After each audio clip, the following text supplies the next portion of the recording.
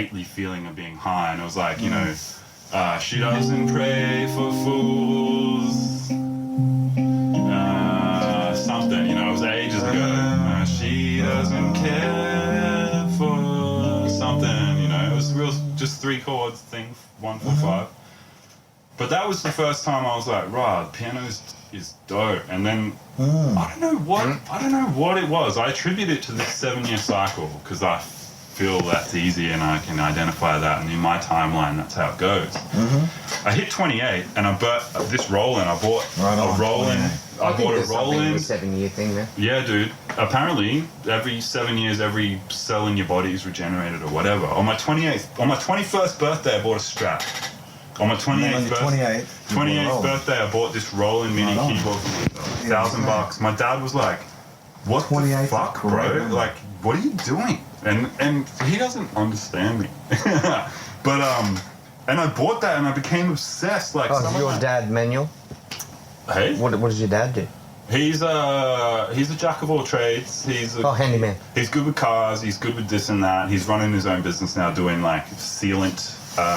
Silicone ceiling in high-end homes. So he walks into, $2 million homes that are nearly finished, and he puts in all the bathroom and kitchen ceiling and stuff, and makes 10 Gs. Walks in, walks out. 10 Gs.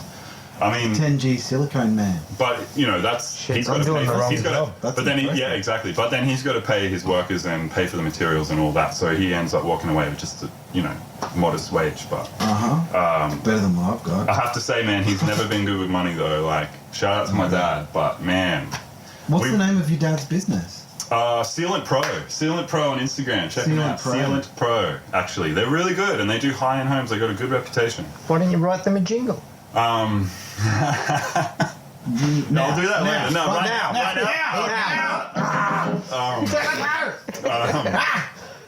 I have to attribute to my friend Eliza Roberts. I started working at Botanica when I was, three and a half years ago, and there was this interesting young lady there, and she was obsessed with jazz. Not obsessed. She was casually interested in jazz, but she would always say, "Oh, I like jazz." And as a person on the outside of jazz, I guess, people on the outside of jazz, they look at jazz and they go, "What the fuck is happening? Like, is that music? How do you guys know what's going on?" And so I became obsessed and just started listening and started working out. Like, you got your like 2-5-1s and your minor 2-5-1s. Like, anyway, I don't know. I'm not a jazz person yet, but I'm working on it. And so for the last sort of 3 years or whatever, I've just been obsessed with the keyboard, and I've just been putting my energy. The last year for me was very successful. I had a lot of people around me who were doing stuff in the scene. My friend TomTom Music on Instagram, TomTom Music on Spotify, he was one of the people, and Nadeem from what's this thing called? They do this ambient thing, Luminosity, I think it is. But those were the two people that were like, "What are you doing? Like, you're fucking super talented and you write these great songs. Like, why aren't you gigging? Why aren't you contributing to the musical community?" And I guess, like, I never thought about it like that. Like, I'd always just worked. Like, I'm just a worker. Like, I just go to do a chef thing and I come home and I play a bit of music. And are you a chef as well? Definitely, yeah. I've been a chef for 15 years. Yeah. And they were the ones that were like, my friend Nad, he said it, like, you owe it to the world to show this to people. Like, they're going to love it. And I was a bit hesitant. Play it down. Oh, cool, whatever. Thanks, man. That's a nice compliment. But my friend TomTom's super motivated individual. Shout out to TomTom Music. He was the one that was like, you don't want it. Last year, started 2019. He was the one. He goes, you don't want it to be June. And you haven't done shit all the still, And I was like, you know what, you're fucking right, So I joined his band, playing keys, and I started my own thing. And I had a slew of songs, so I just orchestrated them and arranged them for a band. Started gigging. We played some fucking great shows last year. Like, on a Thursday night at the Milk Factory, I had 90 people there. And they asked me back. That's a lot, right? I mean, it doesn't sound like a lot, but for the Milk Factory on a Thursday night, that's fucking heaps. Yeah. Like, we played the Junk Bar, packed it out. We played Milk Factory again because they asked us back, packed it out. 90 people. Excellent. I mean, we played a slew of shows. It was Shout out fantastic. to the Milk Factory. Shout out to the Milk Factory, man. They put people on, and if you just email them, they'll put you on. But, you know, and A lot of history and it was there. true. There's a lot of history there. It's a great venue. They got a piano there. They let me play whenever. I roll in there. I'm like, can I just have a beer and play? They're like, as long as you don't, you know, fuck it up or whatever. But and I got to say, like, the last show I did there was the best show of my whole life. I rented the lights. That's good to hear. I got a Tell me lighting. about that. I got a lighting guy. I got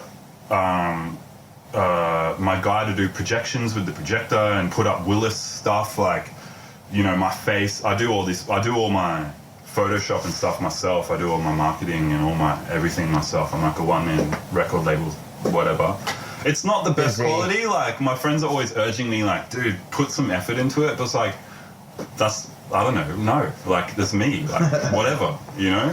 And also, when you have multiple When I'm doing everything. things When happening. you, like, 100%. Yeah. You can only give 2 things 50. You know what I mean? Yeah, Like, yeah. if I'm doing 20 things, I can only do that 5% each. So, I mean, I don't stress that shit too much. Yeah. Everyone's always after, you know, these same 2 blokes, Nad and Tom Tom. They're always, or the general thing is like, fee, fi, fo, fum, chum. But they want to, like, everyone wants to get heard and release music that gets played and people like their music and they're an artist and they book shows and people come to their shows and things. I never seen it like that, you know. I was hesitant to even perform. And then when I performed, it was like, you know, 90 people consecutively to all these shows that want to come and they're repeat customers and they come and they fucking love it. They want to hear the songs I play. They yell out the words and I encourage the crowd participation joint. Yeah, that's family stuff.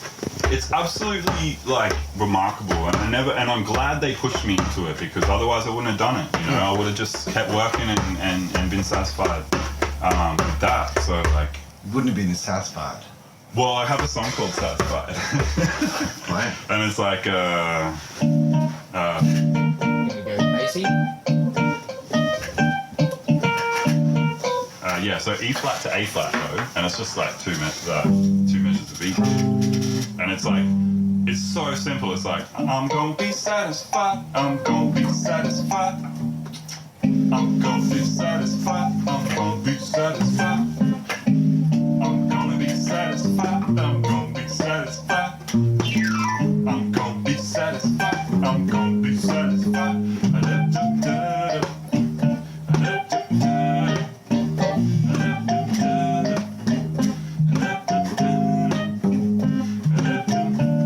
You know, it's super simple, but it's like fun and easy to sing back. And then the Milk Factory show in particular, I had 2 backup singers, I had a full band, we all dressed, because it was Friday the 13th, got dressed up in, like, because it was December and Friday the 13th, I was like Zombie Santa, right? That was the theme. I was Zombie Santa, my drummer was Evil Priest.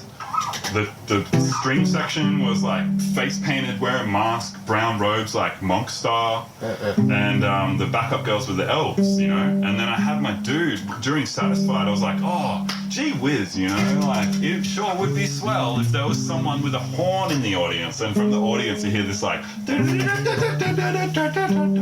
he come up on stage. He had his trombone there, and it was all sort of pre-organized, but the way we made it, it was dope. And he come up, and the way we arranged it was me and the guitar player would show him the melody real quick. I'd say, hey, check this out. We'd play the melody, and then the songs would roll in. And he would be like, oh, I think I've got that, and then just fucking took off on a solo. Shout out Jack Draper, actually. He's a fantastic trombone player. He's my guy. You know, so it was just a great year for Willis_fish at Instagram last year. And it really solidified my skills in what I want to do is be playing piano and be good at piano, and not just the instrument, but writing and arranging and orchestration and putting on, like, I'd love to do a big band, you know, as Have well. you ever tried harpsichord by any chance? My friend Michael Medlicott from the Vulture Street Tape Gang, and he plays vibraphone in Bay Rainbow. Like, they're pretty well known. Wasn't that similar to harpsichord? No, but I went to his house for a couple of piano lessons, and he had all kind of shit, man. But he had a harpsichord, and it was huge. It's fucking massive. it's like from here to you, like it's this huge thing.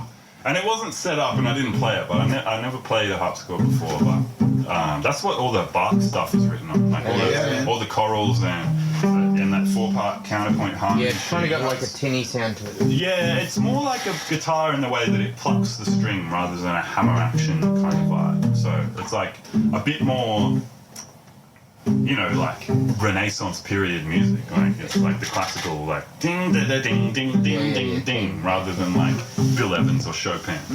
You know, which are two huge influences. Like Chopin is so beautiful, the music he writes, and when The keys are probably different too. His keys? I don't think so. He had some the same giant as piano? hands. Just got to say, he had some huge hands. Like they still have the imprint cast of his hand or whatever. It's fucking. Oh yeah. When you start breaking down Chopin's music, the way that we're getting taught to break down jazz, like you start thinking of the chords and the tonal centers and start naming the chords 1, 2, 3, 4, 5, 6, 7, like the tonal scale degrees of the major scale. He's got some jazzy fucking progressions. Like it's all, you know, like flat 3 walking down to the 1, 2, 5, 1, like all these jazz things. But he just understood the harmony of music and was able to write for the cycle of fifths. And you know, when you analyze that from a jazz music or from a music perspective, it's like so bizarrely like beautiful. You know what I mean? Even rock music or like any genre of music is coming straight from like jazz. You know, even though jazz probably wasn't invented for like a couple hundred years before Bach. Well, music is its own language, really. Music is a language, yeah, definitely. I mean, and when you can talk it, boy, some cool stuff comes out. But I mean, that's like, I guess to wrap that up, like that's my musical journey. You know, started out rapping, DJing, got into guitar music and rock. Was in a band. That's good. You'll be well-rounded, really. Yeah, I did some electronic music stuff where we tried to have like our bedroom set up on stage. You know what I mean? Like had like computers, synthesizers, keyboards. It was all running through Ableton, and we did a gig at the Milk Factory, which was well received. I feel like for that stuff at the time, it wasn't really where I was at. You know what I mean? I was kind of just in my own bubble, trying to formulate this jazz piano shit. So, I mean, as soon as I started fucking with the keys, man, I can't stop. Like, I play guitar and I play drums as well, but found your niche. Yeah, I mean, amazing. It's just so fucking cool. So piano's your favourite? The way, yeah, definitely. The way it's laid out, like found your voice. The thing with guitar is it's so confusing to a new beginner. Like it's the piano is laid out and you just hit a note and it makes a note. It's all just laid out chromatically. With the bass you have to, or the guitar you have to finger it, and like that hurts after a while, you know. Shout out to my girlfriend.